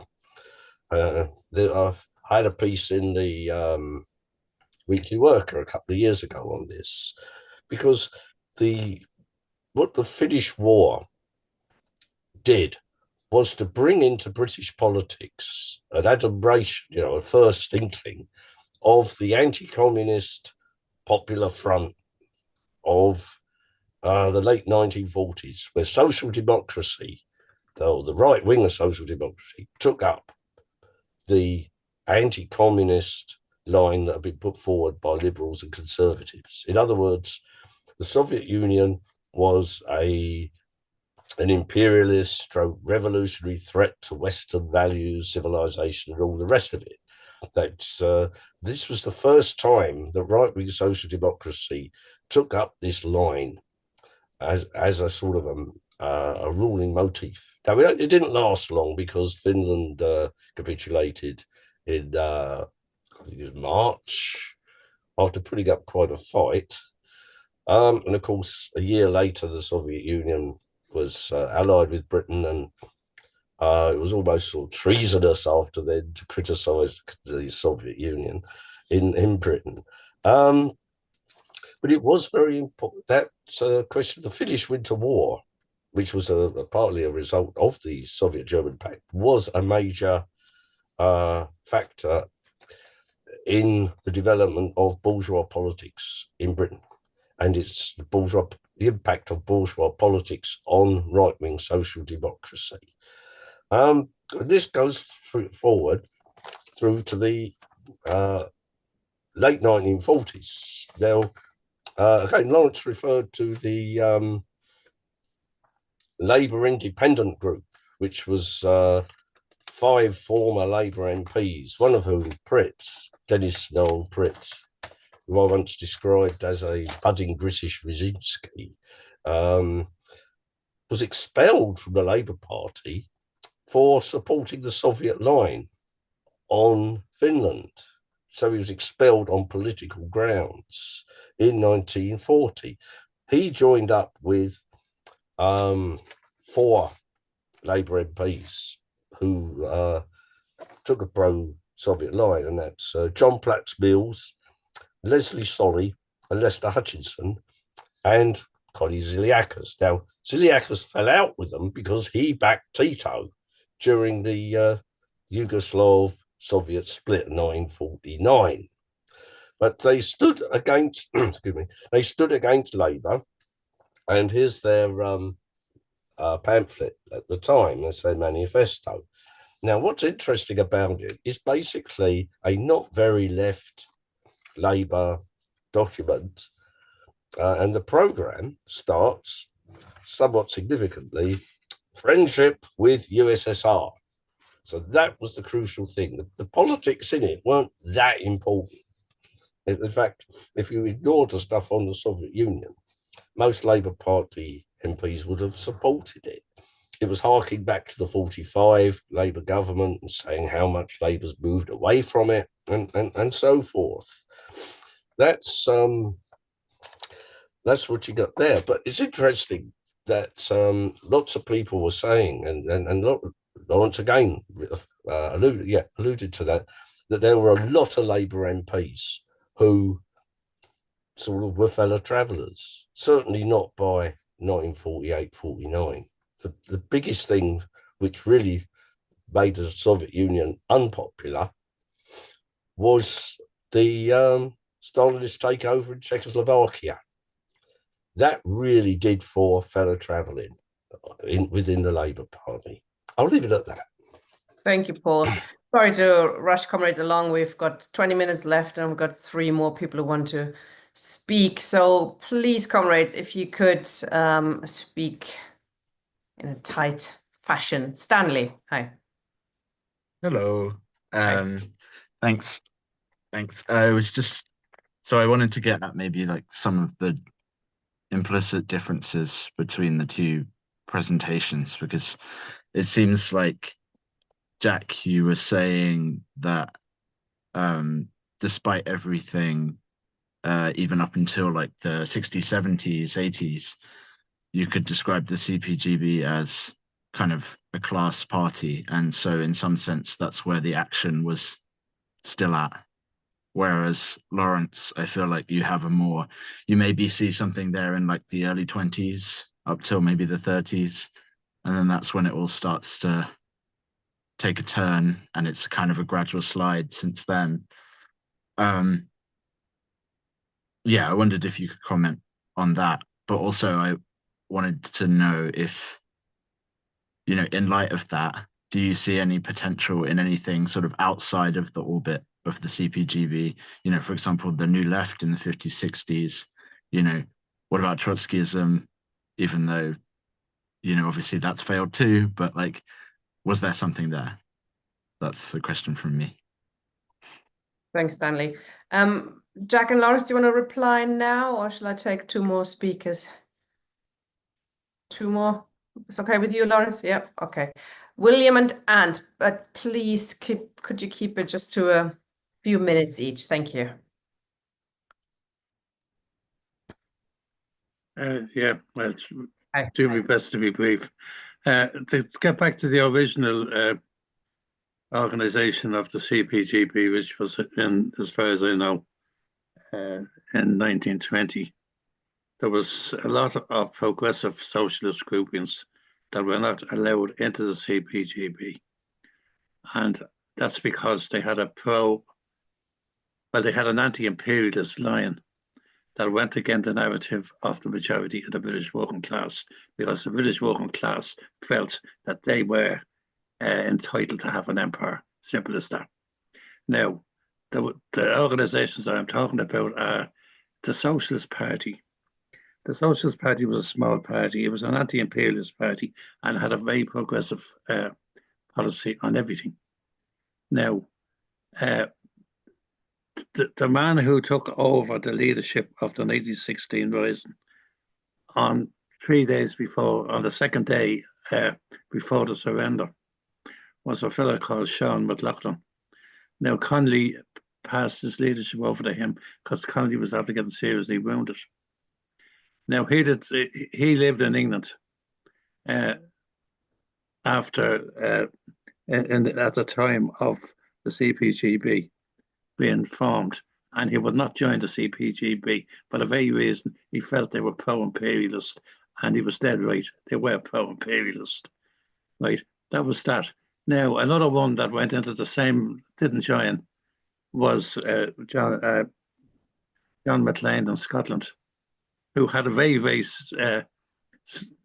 articulate and progressive attitude on the national questions in both Ireland and in Scotland. That went totally against the CPGB's line, and still does. The CPGB at the minute, they only want, or the CPP, or whatever they call themselves, they want a federation. They don't want Scotland to have any kind of independence. Right. Now, they produced in 1920 a pamphlet, which is, I have here, which is a load of absolute nonsense. No paper doesn't refuse ink. But this fella who tries to write on the British communist stand on Irish self-determination knows very little about self-determination and knows absolutely nothing about Ireland. And that's what was sent around for to educate the British working class.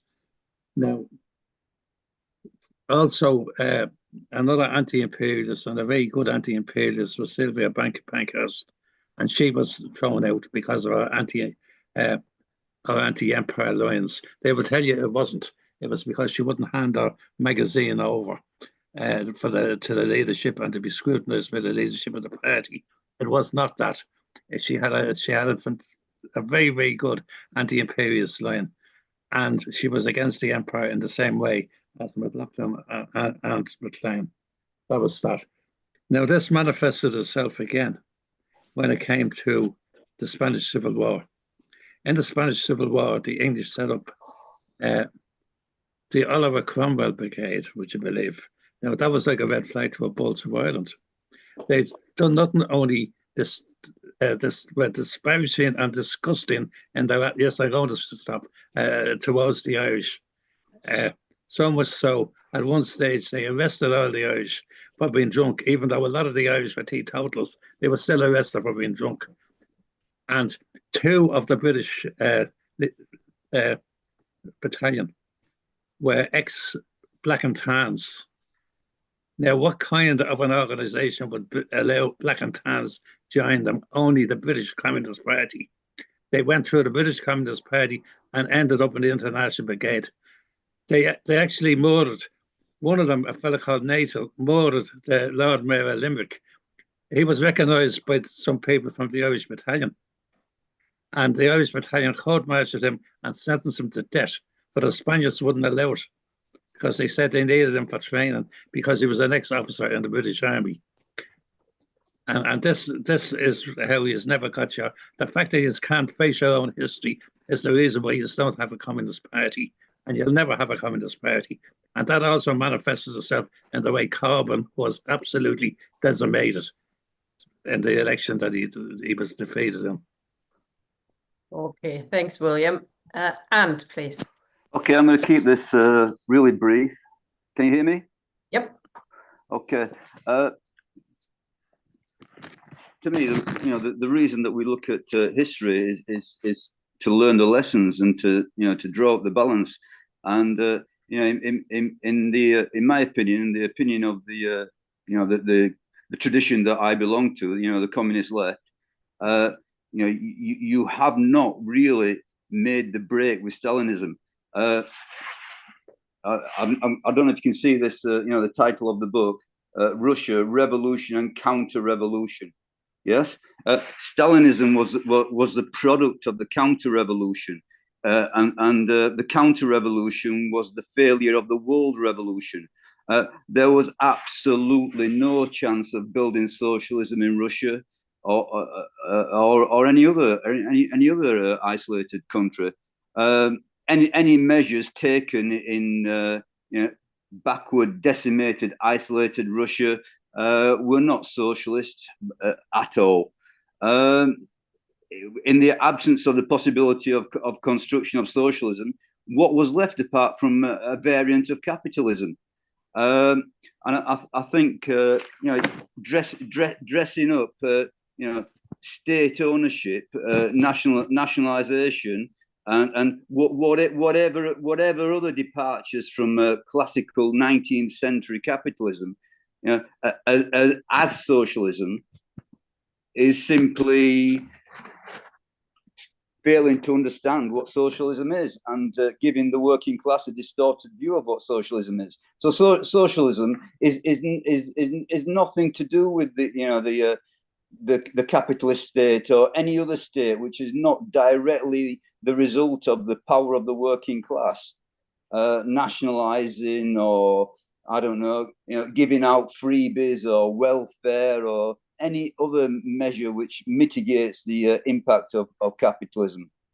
I think as I understand it, or my question is, if you think that Stalinism was not a capitalist variant, then was there something to defend there? What was Stalinism something that the working class should have shed blood for?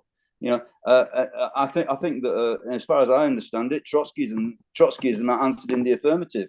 But and I'm going to say that Trotskyism, was incapable of a real break with Stalinism. Also, according to Trotsky, the dictatorship of the proletariat stood under Stalin. How can the dictatorship of the proletariat stand when the working class had no power whatsoever? It was ferociously exploited. It was treated horrifically. So I'm just going to simply say that until you can make the real break with Stalinism, you've not learned the lessons. You cannot sell something as socialism which simply isn't. Okay, thank you very much. Thanks. And I think both our speakers have well and truly broken with Stalinism. And we're going to talk about this issue, as I mentioned before. So Russian Revolution and Soviet Union, age of the Soviet Union, etc. We are going to discuss in the next few sessions. So we're trying to concentrate on the history of the CPGB. And when both speakers now summing up, I think you have about 5, 6, 7 minutes each. We can overrun a little bit. Perhaps you could also touch, and that does touch on what Stanley was asking, really. Where do you see, I know, Lawrence, you've written about, there was no golden age of the CPGB. The maximum numbers, I think, was something like 60,000 and 45. So it wasn't really it was the advanced section of the working class, but it wasn't really a party of millions and millions. But do you see like, a silver age? What was for you sort of the best period of the CPGB, and what can we learn from it for our efforts today, really? If both of you could touch on that when you're summing up. Jack, could you go first, please? Well, there are many lessons to learn from the CPGB, many of them negative, but my own take on it has never been, let's look back to some golden age or silver age or bronze age. Because we're going forward and we're operating in the world that we are. So I've never taken the view, 1926 or 1920. There are lessons, of course there are, precisely because I would still make the argument that what we were dealing with was a class party. I don't know about Lawrence, whether you would accept that. I think you would in the 60s, 70s, 80s. So I don't think there's actually a difference on that. Just for Ant, I know we're coming to the Soviet Union. I don't know if I'm speaking on it. Ant, I don't know. I think you read the Weekly Worker, but if you do, have a look at some of my articles. I talk about counter-revolution in the revolution. The idea that the Soviet Union, by the way, in the 1930s was capitalist, I think is slightly bonkers, but we can talk about that, as Tina said. William, I think you're a nationalist. I think you're looking at things through micro-nationalist glasses and coming to completely... I'm an internationalist and you're a nationalist. I think you're a very nationalist communist, if I can use that maybe you're not even a communist, but you seem to be basically dominated by a nationalist outlook. And your sort of test is it Ireland or breakaway Scotland? To me, that isn't communism, it's nationalism. Stanley, you asked, I think, an interesting question about Trotskyism. Look, we've all come through a shit period in history. And my own view isn't to look at everybody else before me or whatever and say, they're all rubbish, they're all traitors, there's no value in some of these people, and I include the Trotskyists, they were all trying to deal with a situation that no one could have predicted. And so, okay, Ant thinks it's capitalism. I think that's bollocks. It's the dictatorship of the proletariat. Bollocks. I agree. Okay, they got it wrong. What do you expect? So, okay, could Trotskyism have broken through? No, I don't think so. Because of the world situation, I think we'd been defeated. The question to me is, what went down with the Russian Revolution was Marxist theory degenerated, and that wasn't inevitable, right? But again, that's a separate subject. Last point in my remaining 2 minutes, maybe. I think, Raphael, you asked some very interesting questions. I can't give you a quick answer. I was associated, if you want to find out about straight left, talk to Lawrence, talk to me. I was there. They were very well organized. They had national schools, student schools. We had a YCL faction, Scotland, Wales, you name it, everywhere. Yes, it failed totally. Fergus Nicholson, the leader of it, I don't know. I think with the collapse of the Soviet Union, the decline of the Soviet Union, he was completely disorientated, utterly disorientated. But you have to say that went for all official communists. I mean, I did note down I'm going to finish with this one, Lawrence. You talked about Robert Griffiths being should be disorientated by Corbyn. He should certainly think about it. Look, in my little book, Which Road, this was written in 1991. I made the prediction with the CPB, with their British Road to Socialism. They still called it that then, that the Soviet Union collapsed and they won't change it. They'll just airbrush out the Soviet Union. And that's what happened. So these people are not thinkers. They're not trying to learn from history. And that is the point of studying history. It's not just to remember a few facts or, stand up there and show how superior we are. We need to learn from it. So, yes, we need to learn about what was the Soviet Union, what was the CPGB, what was good about it, what was bad about it, what positive lessons can we learn, and what things will we never do again. So that's the purpose, I think, of these sessions. Anyway, I'll finish there, Tina. Thank you. Thanks, Jack. Lawrence. Yeah, on Raphael's point, I'd go along with what Jack said. Really, I think the straight left were incredibly well organised. This was an organisation that would produce a daily bulletin on what was going on at our conference and sneak it in comrades' prams to avoid the Euro-communist goons on the door. They had an alternative. They had a structure, they had a leadership. In some ways, they were quite impressive. But then you look at the actual the weekly paper, or I can't remember if it's weekly or monthly. I think it was weekly, straight left. It was just the politics of it were just dreadful. And the kind of problem really with straight left is that that as an organization that attempted to fight against the liquidation of the CPGB, lots of its politics had ingested the poison of the past 40 years. So take, for example, their perspective on the Labour Party. They said the Labour Party was the federal party of the working class and that the CPGB should never stand against it in elections. We would call that in the context of the CPGB at that point, that was liquidationist kind of politics. And Fergus Nicholson, when he had to go into print and talk about things like the British road to socialism, he actually ummed and ahed and hedged his bets. And he said something like, 25,000 words can't all be bad, or some opportunist bollocks about that. And the reality of it was Fergus Nicholson knew Stalin had overseen the BRS, and so therefore you're led into a different world. And their strategy was following whatever first it was Stalin, then it was Khrushchev, then it was Brezhnev, and then in the end it was Gorbachev, because they hailed Gorbachev too. They'd ingested the poison that they claimed to be fighting. So yeah, but yeah. It's interesting.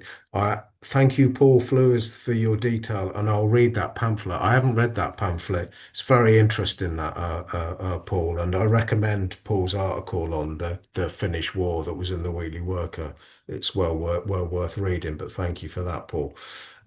Stanley did raise an interesting question about whether there's a difference between me and John. Well, probably not. I do see the 1920s. I wouldn't go as far, Tina, as to call it a Bronze Age or a Silver Age, because I think that I just that you just get into you end up getting into, this is a better period. I do think that the party in the 1920s, I think it was probably centrist. I think it was probably bureaucratic centralist in some degree. But I do think that some of the things that the party did in the 20s were quite inspiring, actually, despite all the flaws and the defeats in the general strike and the national left-wing movement. You look at those politics and the way the later CPGB really didn't want to talk about. It really didn't want to, until Monty Johnson wrote some articles in the 70s about the CPGB knew fuck all about what had happened in the 1920s. I'm talking about the organization in the 1970 and 1960. So I do see the 1920s as being, I don't know, it's not an example for the future. It's not one that I would follow. I wouldn't, if something came out of Forging Communist Unity that had that type of, party culture, I'd be a bit worried, actually. But I don't think it will. So on Stanley's question, the problem with Trotskyism was really the problem of straight left, I think, in the sense that Trotskyism ingested a lot of the poison that it claimed to be fighting and I limit it to one example. Lots of Trotskyists, although they won't admit it, they have the same history of Bolshevism that Stalin actually wrote in the 1938 quack history of the Bolshevik Party. And you look at an organization like the Spartacus League, and they have it's the same bloody history written by a different person. And they've ingested all of Stalinism's bad ideas about bureaucratic centralism, so on and so forth. So I think that's the problem. And I'd say the same with the New Left as well. The New Left had actually ingested quite a lot that was wrong with the Labour movement they were meant to be critiquing. There's not really a difference in terms of the class party. Just on the class party, the CPGB still was a class party right to the end. If you look at the miners' strike, Arthur Scargill, where had Arthur Scargill been trained? Arthur Scargill was trained by his father. In politics, his father was a communist. Arthur Scargill was a member of Barnsley White Young Communist League who stood up to denounce critics of the Soviet Union's invasion of Hungary in 1956. He was a product of the YCL. That's where he learned his politics. Similarly, in the NUM, the Union of Mine Workers in the 1980s, Mick McGaughey was Scargill's deputy. Maybe I'm making that up, but he was on the leadership. And there was also the Kent miners were led by CPGB members, and so on and so forth. So even in this last gasp, really, in the miners' strike, in the Great Miners' Strike, it was CPGB politics, good and bad, for the most part. Obviously, some parts of Scargill were good, but I'm not going to get into too much into that. But the problem of the miners was the crisis of the CPGB. And so, no, I do actually want to round on this, because people after the last session, not on this call, have accused me of being overly sentimental about the CPGB. I don't have any sentimental about the CPGB, but the reason you have to learn from the CPGB is that what's happened to the CPGB has been repeated in microcosm across the rest of the left, and until you actually learn that history and you engage with it and without labeling it or just study it and work out its contradictions, I don't think comrades will be able to make much sense of the 21st century and building a communist party in the 21st century. But do we want to spend all day talking about the CPGB? Well, I don't mind doing that, but I'm sure the rest of you've got a life and you want to discuss other kind of things. If you don't learn from your history, you're just doomed to repeat it. It's an old saying, but it's a pretty good one. So that's it. Yeah. 2 hours today was enough, and it was very good. Thank you very much, both Lawrence and Jack, and for good contributions from the floor, interesting discussions. We'll send out the next sessions of the program soon, but yes, so the Russian Revolution and the Soviet Union will be discussed in at least 2 or 3 sessions coming up next. Thanks very much, comrades. See you. Thanks, Tina. Cheers.